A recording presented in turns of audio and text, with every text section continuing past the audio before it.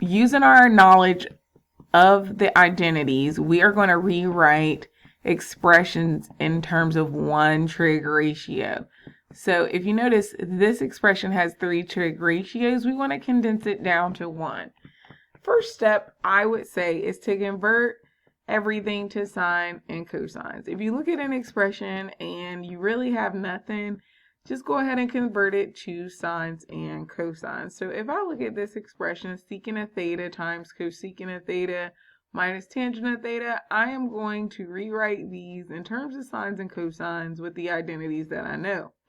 I know secant of theta is 1 over cosine of theta, and that is multiplied by cosecant of theta, which is 1 over sine of theta. And then we're subtracting tangent of theta. Well, tangent of theta is just the sine of theta over the cosine of theta. Now, if we look at these two, if they're multiplied, we can just put it together as one fraction. So this would just be, we can change the color, 1 over cosine of theta times sine of theta. Remember, if you multiply fractions, you multiply straight across. All right, and then this is minus sine of theta over cosine of theta. Now, guys, here's the point where we have to, let's put everything together and make a common denominator and just subtract these and make one big fraction.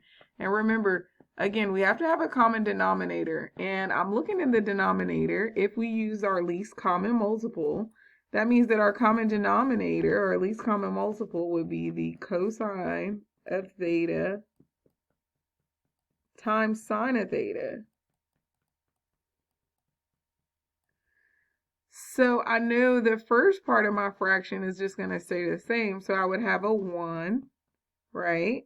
Minus, now the second part, if I look in the denominator, notice it's missing the sine of theta part. So I have to multiply both top and bottom by sine of theta to balance this out, right?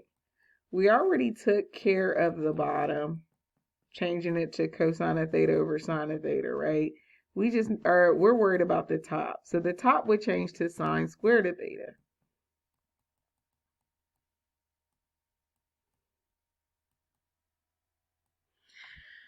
Okay, so we're almost done. Not quite one trig ratio, but we got some stuff going on here. Look at the numerator. Looks like the numerator is our Pythagorean identity hiding in there.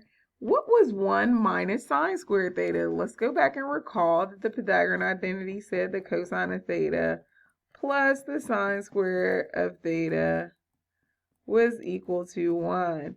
Now remember, if we subtracted sine squared to the other side,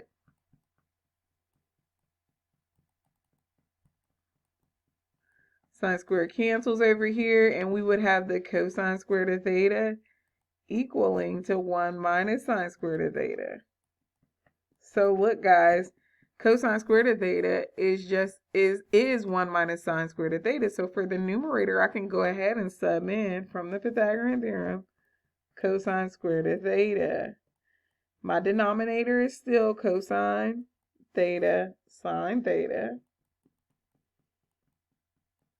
And if I look at this, now I can do something. So if I look, the cosines actually cancel. One of the cosines will cancel. So this cosine in the denominator goes away. This now becomes a cosine of theta, not cosine squared of theta. And if I think about it, the cosine of theta over the sine of theta, well, I can rewrite that as one trig function, or one trig ratio. One trig ratio, the ratio that makes is cotangent of theta. I have now used my identities to simplify a long expression into one expression.